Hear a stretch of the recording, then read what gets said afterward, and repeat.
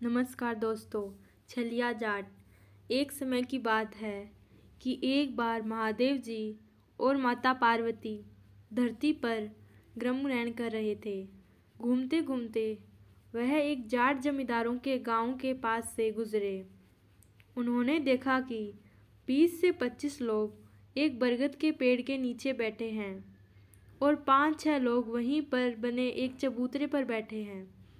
तो महादेव ने उनका झुककर हाथ जोड़कर अभिवादन किया। तभी माता पार्वती उनको हैरत भरी नज़रों से देखने लगी और कहने लगी, आप तो देवों के देव महादेव हैं और इन साधारण मनुष्य को हाथ जोड़कर अभिवादन क्यों कर रहे हैं। महादेव जी ने कहा, यह कोई साधारण इंसान नहीं है, इस समय यह देवताओं से भी बढ़कर है।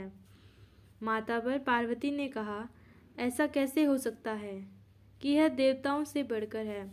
तब महादेव जी ने कहा, इस समय यहाँ पंचायत हो रही है, यानी दोषी निर्दोषी सही गलत का फैसला हो रहा है। और यह जो चबूतरे पर 5-6 लोग बैठे हैं, यह पंच परमेश्वर है। यह अपनी बुद्धि से बिल्कुल सही फैसला करते हैं। माता पार्वती कहने लगी, मैंने तो नाम ही पहली बार सुना है कि पंच परमेश्वर होता है। यह तो मैं मान ही नहीं सकती कि यह पंच देवताओं से भी बड़े हैं। महादेव जी कहने लगे, पार्वती जी है, हट मत करो। मगर पार्वती माता ने अपनी जिद न छोड़ी।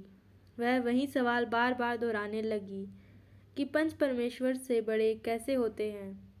तब महादेव जी कहने लगे, ठीक है, यदि तुम्हारी यही इच्छा है तो यही सही। महादेव जी ने भी अब पार्वती माता को पंच परमेश्वर की शक्ति बताने की ठानी। महादेव जी ने कहा, ये जो सामने घर है, इसमें एक जाट जाटनी रहते हैं। दोनों बड़े नेक और ईमानदार हैं।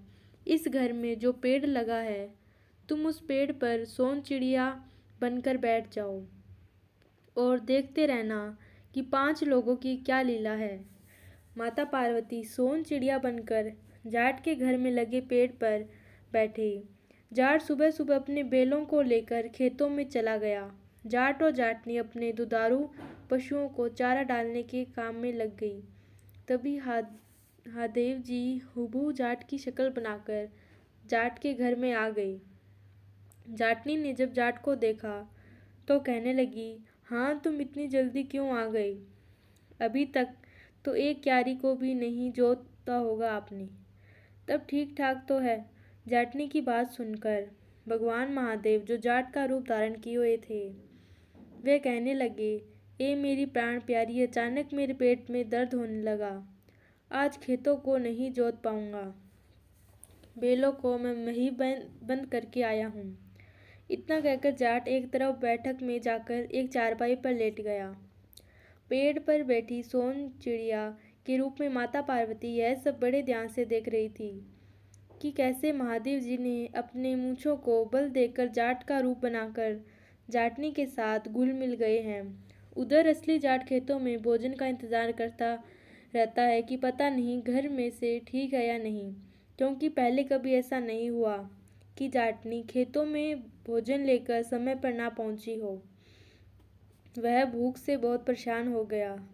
उसे जाटनी पर बड़ा गुस्सा आ रहा था, तो उसने अपने बैलों को एक पेड़ की छाया में बांध दिया और गुस्से में लाल पीला होता हुआ आया।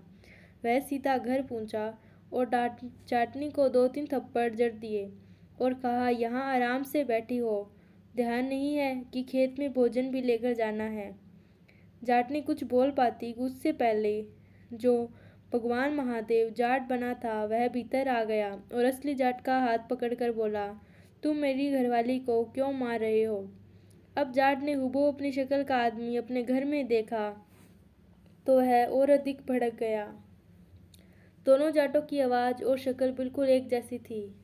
अब उन दोनों में बहस होने लगी और वह बहस होते होते हाथापाई पर आ गई। तभी जाटनी जल्दी से गांव के 2-4 बुजुर्गों को बुला लाई और उन्हें रास्ते में ही सारी बात बताई कि क्या बात हुई है। बुजुर्गों ने सारी बातें सुनी। दोनों ही जाट जिद पकड़े थे। वह कह रहे थे कि वह मेरा घर है और यह मेरी घरवाली है। अब उन बुजुर्गों ने यह फैसला पंचायत पर छोड़ दिया। जाट के मामले में पंचायत बिठाई गई। पंचों ने अपनी असली जाट से पूछा कि तुम इस मामले में क्या कहना चाहते हो। तो असली जाट बोला कि मेरी घरवाली की सारी गलती है। मैंने इसे कभी घर के काम के अलावा बाहर कोई काम नहीं करने दिया। मैंने इसके सारे शौक पूरे किए हैं, फिर भी इसने मुझे धोखा दिया। फिर पंचों ने दूसरे जाट जो भगवान महादेव थे उनसे पूछा, तो उसने भी अच्छी और लच्छेदार बातें कही। अब 5 उलझन में पड़ गए कि असली जाट कौन है। लगातार 3 दिन तक पंचायत बैठी, मगर यह फैसला नहीं कर सकी कि असली जाट कौन सा है और छलिया चंट चालक जाट कौन सा है। उधर सोन चिड़िया बनी माता पार्वती खुश हो रही थी कि अब की बार महादेव जी बुरे फंसे। फिर एक बुजुर्ग पंच जो बड़ी बड़ी पंचायत के फैसले को तोड़कर सही फैसले करता था, उसे बुलाया गया। वह वहां आकर सारी बातों को ध्यान से समझने के बाद बोला कि एक कुम्हार से कहूँ कि वह घड़ा और उसका ढकना ले आए। कुम्हार ने ऐसा ही किया। वह बुजुर्ग पंच असली जाट से बोला, अगर यह घरवाली तेरी है तो तू उस घड़े में बैठकर दिखा दे।